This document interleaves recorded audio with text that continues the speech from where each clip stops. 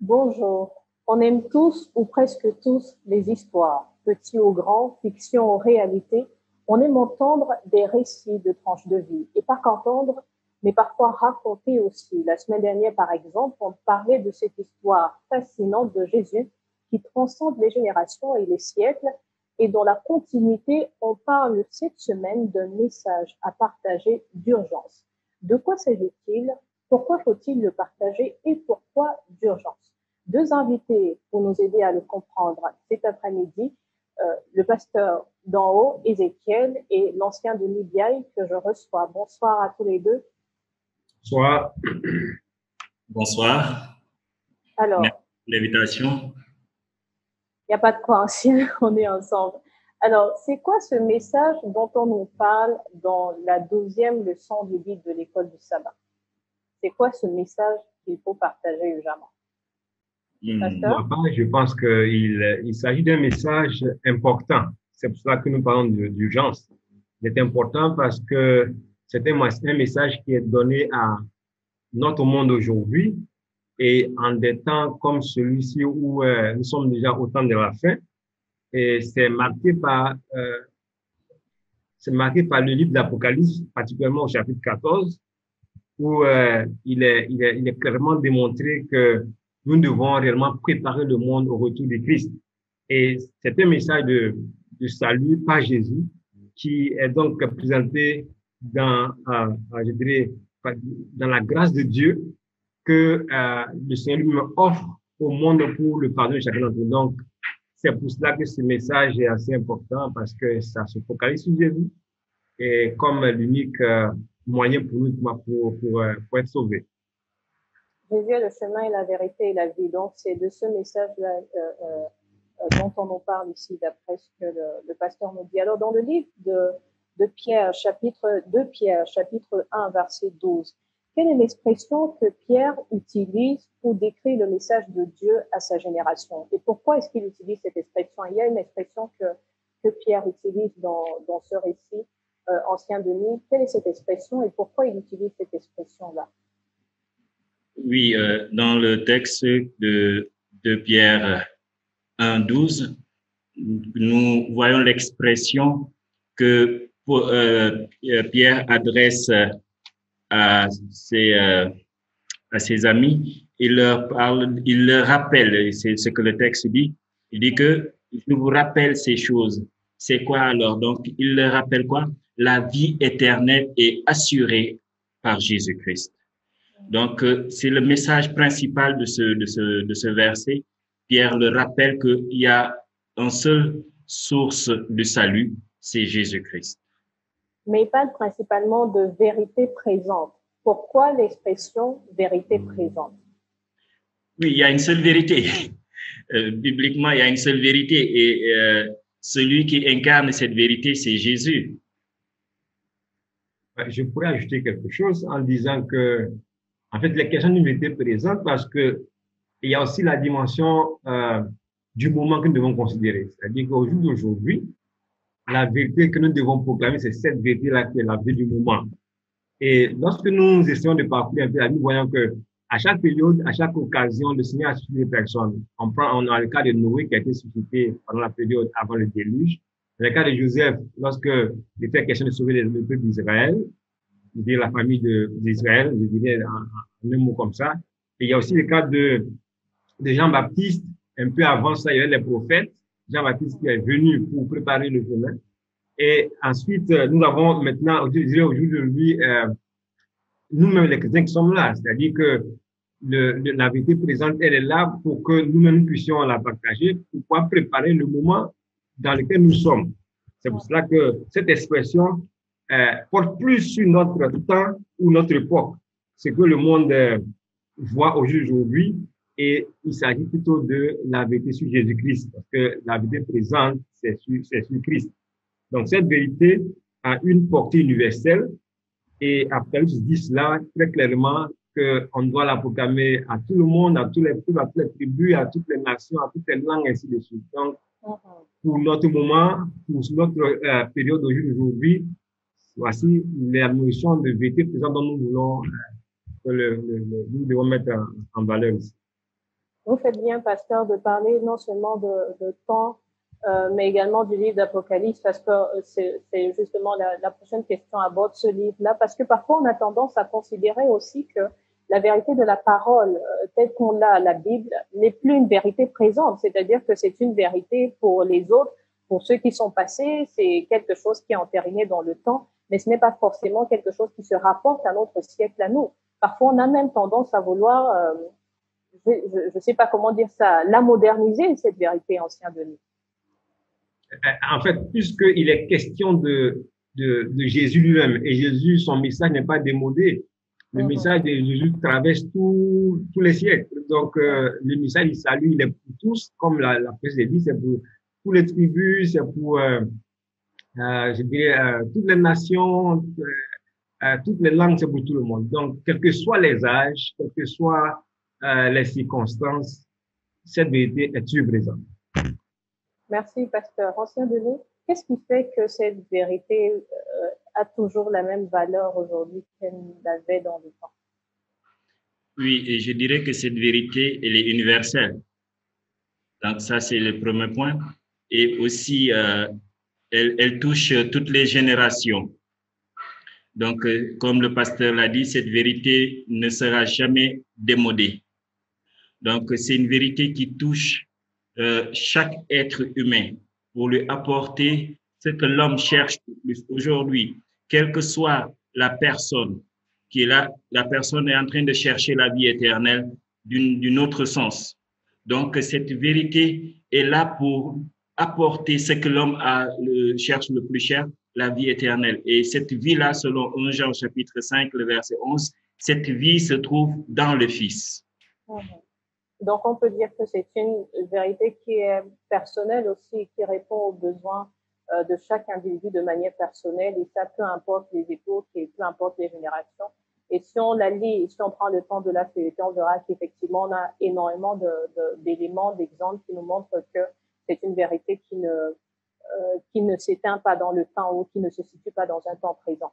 Alors, le pasteur évoquait tout à l'heure le livre de l'Apocalypse. Quand on lit ce livre, on a parfois le sentiment, on se dit parfois que c'est un livre non seulement très compliqué, mais qui fait même parfois un peu peur. Quand vous lisez le livre de l'Apocalypse, à quoi est-ce que vous pensez en premier? Aux symboles, aux bêtes et aux symboles prophétiques ou à Jésus? En fait, lorsque nous lisons les livres de l'Apocalypse, c'est vrai que par le passé, chaque fois que les gens lisent les livres de l'Apocalypse, ils se focalisent sur certaines choses. Bon, mais en fait, c'est simple. C'est-à-dire que lorsque nous prenons le chapitre 1, verset 1, le verset est très clair. Il dit ceci: révélation de Jésus-Christ, que Dieu lui a donné. Donc, lorsque nous parlons de l'Apocalypse, nous parlons de la révélation de Jésus-Christ. La personnalité la plus importante dans le livre de l'Apocalypse, ce ne sont pas les bêtes, ce ne sont pas tout ce qu'on voit, mais c'est la personne de Jésus. Voilà ce que l'Apocalypse veut révéler ici, et son retour imminent qui est pour la seconde fois. Donc, c'est un livre qu'on doit lire en étant centré sur le personnage de Jésus-Christ, mais Jésus également a tenu à ce qu'on ait ces prophéties-là de l'Apocalypse. Pourquoi, Ancien Denis? Pourquoi c'était important quand même qu'on ait ces signes, ces symboles et tous ces éléments qu'on a? Oui, la Bible nous dit dans Amos chapitre 3, verset 7, que Dieu ne fait rien sans avoir révélé ses secrets à ses serviteurs. Surtout nous qui vivons à la fin des temps, à la lumière de la Bible, appelée les prophéties bibliques de Daniel et de l'Apocalypse, nous savons que nous sommes à la fin des temps. Maintenant, Dieu s'adresse à son peuple à travers des symboles, comme si vous l'avez si bien dit. Je me rappelle, j'ai regardé un documentaire à la télé, sur France 2, j'ai fait la publicité gratuitement. Voilà. Donc, les Américains sont venus en Normandie pour aider la France à sortir du joug des Américains. Mais avant que les Américains arrivent, il y avait d'autres nations qui ont essayé d'aider la France, mais ils ne pouvaient pas. Mais les Américains ont utilisé des Indiens et ils ont largué les Indiens de l'autre côté de la Normandie. Et là, les Indiens utilisaient leur dialecte pour faire passer le message de l'autre côté aux Américains pour leur montrer la faille sur la plage de Normandie. Donc, dans les derniers temps, Dieu utilise aussi des symboles et des signes pour s'adresser à son peuple. Pourquoi? Et on nous dit ici, pour dénoncer, pour dévoiler les mensonges de Satan et de ses alliés.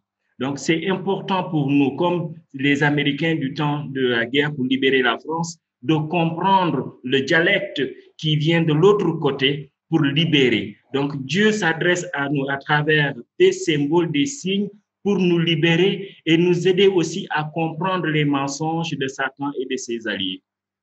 Merci, ancien Denis. Donc, je retiens dans cet élément que tu nous rappelles qu'il y a cette notion de fin des temps qui se rapprochent et qui sont de plus en plus. C'est pour ça qu'on parle d'ailleurs d'un message de Dieu urgent. Mais qu'est-ce qui rend ce message plus urgent en notre siècle qu'en les siècles précédents? Et comment est-ce qu'on peut faire aujourd'hui pour mieux comprendre ce message-là?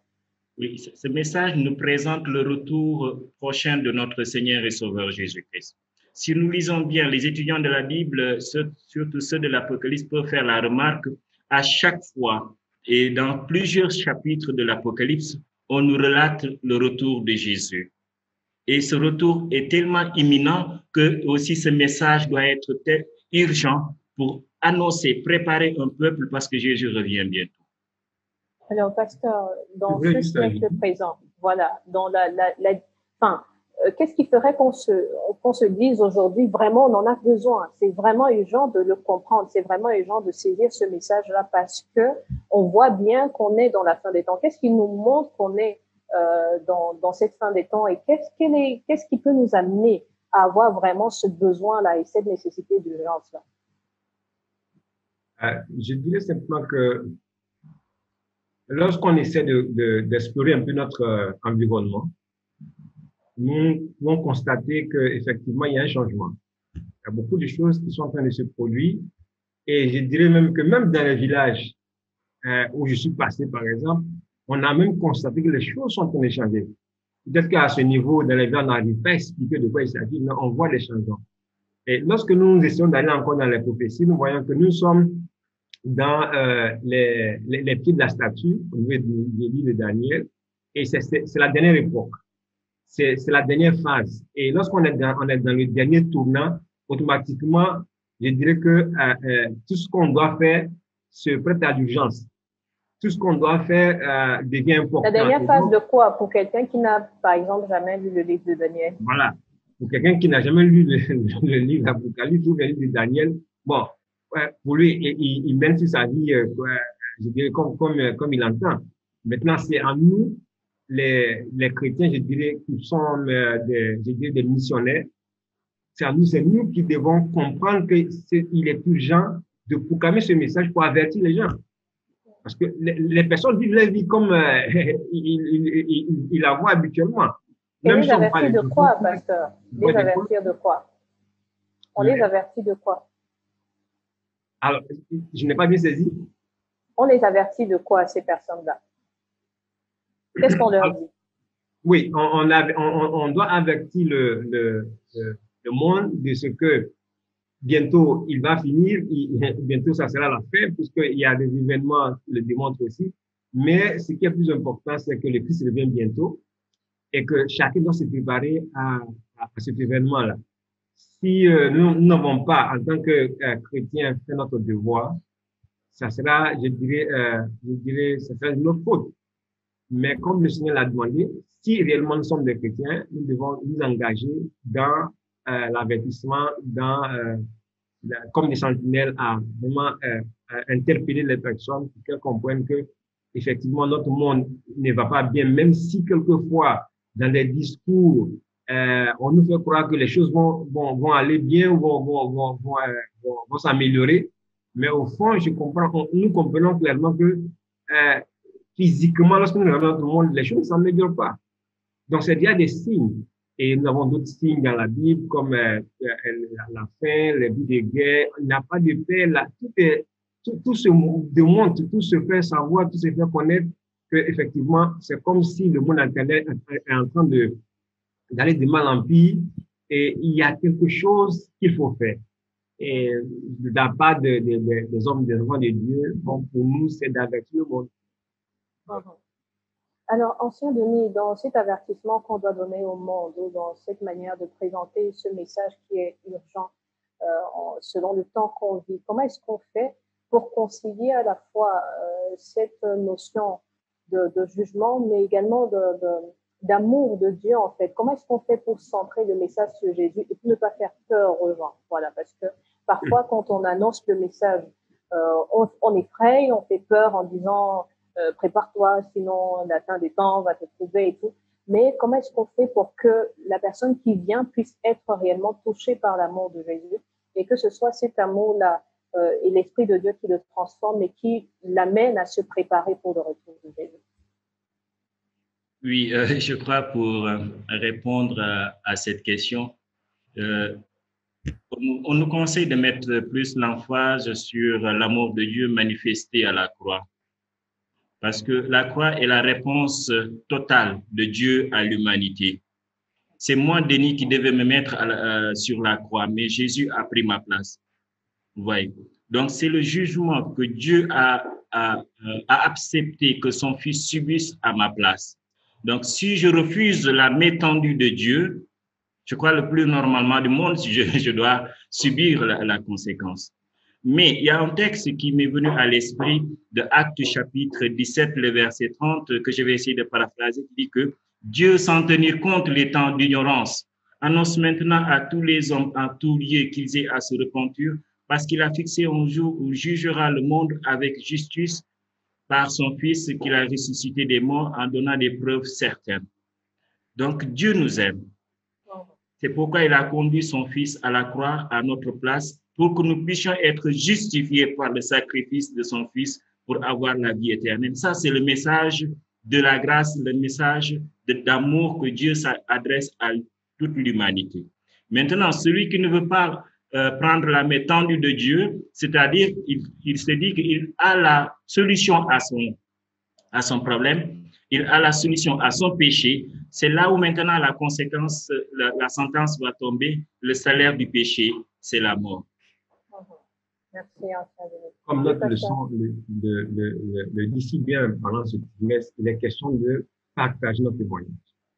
Et comment faire pour que les gens n'aient pas peur, comme ce Paul dit, c'est nous qui vivons cette relation avec le Seigneur qui devons démontrer aux autres personnes c'est le caractère d'amour du Seigneur.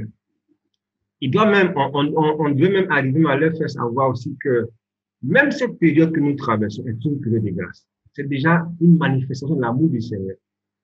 Et nous devons considérer cette période comme étant une période au cours de laquelle chacun doit mettre les choses en ordre, doit prendre sa décision, doit faire ce qu'il a à faire pour pouvoir s'attacher au Seigneur. Et nous, en tant que chrétiens, notre vie elle-même a témoigné pour faire comprendre aux gens qu'effectivement, le Seigneur est un Dieu d'amour et qu'il n'a pas planifié éliminer simplement ou détruire notre monde, mais il a plutôt planifié sauver notre monde, sauver l'être humain à cause duquel il a envoyé son Fils Jésus-Christ mourir. Et c'est ce message de grâce, c'est le message de grâce du Seigneur que nous devons proclamer. C'est pour cela que lorsque nous lisons le livre de l'Apocalypse, le problème n'est pas de démontrer qu'il va avoir des destructions, il va avoir des bêtes extraordinaires, mais c'est de démontrer la puissance du Seigneur qui vient pour mettre fin à tout ce qui est injustice, à tout ce qui est comme péché. Mais toute cette phase de grâce, nous devons aussi la présenter pour que les gens comprennent aussi que effectivement le Seigneur vient et qu'il vient avec sa justice pour nous sortir de notre monde qui chaque jour peut devenir difficile. Merci à tous les deux. Je retiens de vos interventions qu'en réalité, c'est merveilleux parce que le message urgence est mais il y a urgence à entrer dans la grâce en fait. Ce n'est pas urgence pour être jugé, mais c'est urgence pour être gracié. J'imagine mal un prisonnier qui va périr en prison et à qui on dit fais ton dossier, appelle ton avocat. Et s'il est là à temps, et si tu fais ton dossier à temps, demain tu seras gracié. Il va courir parce que pour lui la liberté est essentielle. Donc c'est l'urgence plutôt d'entrer dans la grâce parce que effectivement, on traverse des périodes extrêmement difficiles, on traverse des temps difficiles. Et si on n'a pas le Seigneur avec nous, même déjà sur terre avant d'arriver au moment où Jésus reviendra, c'est assez compliqué pour nous d'avancer dans cette voie-là. Donc, merci à tous les deux. Peut-être pour terminer, est-ce qu'il y a quelque chose de particulier qui vous a personnellement marqué dans la leçon de cette semaine? Oui, ce que je voudrais souligner dans cette période-là, c'est ce que la leçon dit ici, que l'obéissance est le fruit d'une relation salvatrice avec Jésus. Ça, c'est important. Si je pense que je suis sauvé, le fruit qui doit se dégager de ce concept de salut, pour moi, devait être l'obéissance. Et à la page 102, il est dit ceci. Les 3 anges d'Apocalypse 14 représentent ceux qui acceptent la lumière des messages de Dieu et qui, comme des agents, doivent les proclamer. Donc, si je pense que j'ai été sauvé, ce qui doit suivre ce salut-là, c'est mon obéissance. Et mon obéissance à faire quoi? À partager ce message avec les autres. Et c'est pour cela que je dois tout faire pour que ce message soit partagé de la façon la plus urgente possible, parce que le temps passe. Ancien Denis. Oui, je dirais que je veux lire dans le guide, je suis en train de chercher le passage, mais ce que je peux dire, c'est que le Seigneur nous invite à venir à lui, tel que nous sommes, pour trouver la vie éternelle. Là, ce qu'il attend de nous, c'est que nous puissions accepter son invitation. Maintenant, quand nous acceptons son invitation, c'est à notre tour maintenant d'inviter les autres à goûter la bonté et l'amour de Dieu dans notre vie. Ça, j'ai beaucoup aimé dans la leçon de cette semaine. Merci à tous les deux pour ces paroles encourageantes.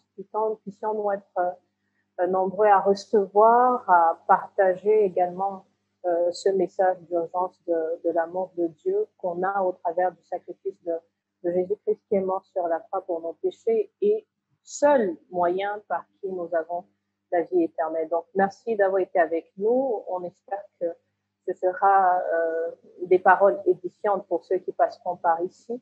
Que Dieu vous bénisse et à la semaine prochaine.